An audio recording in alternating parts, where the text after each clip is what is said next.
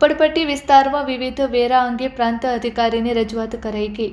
અત્યાર સુધી આ તમામ વેરાઓ લેવામાં આવતા હતા, પરંતુ નવી બોડી આવતા વેરાઓ બંધ કરવામાં આવ્યા છે।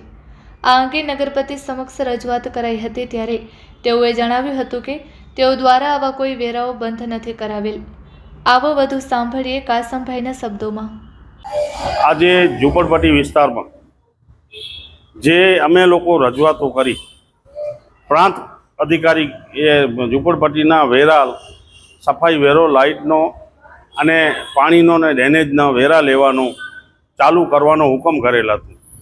અત્યાર સુધી આ વેરા લેવાતા હતા, પણ આ નવી બોડી આવતા આ વેરા બંધ કરવામાં આવ્યા છે। આ અંગે જ્યારે અમે ચીફ ઓફિસર આમની પાસે નગરપતિ શ્રી પાસે જ્યારે રજૂઆત કરી તો એમણે એમ કીધું કે મેં કોઈ વેરા બંધ કરાવ્યા નથી।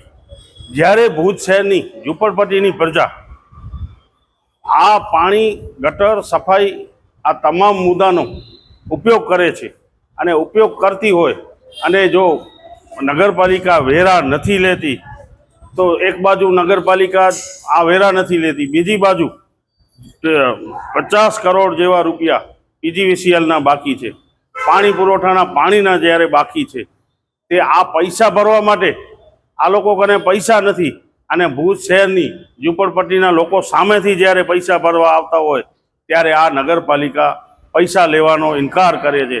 પહેલે જ્યારે પ્રાંત અધિકારીએ હુકમ કર્યું હતું ત્યારે વોર્ડ વાઇઝ એક કર્મચારીઓની નિમણૂક કરવામાં આવી હતી અને ઝૂંપડપટ્ટીમાંથી વેરા વસૂલવાનો હુકમ કરવામાં આવ્યો હતો અને લોકો વેરા ભરતા હતા ખુશી ખુશીથી।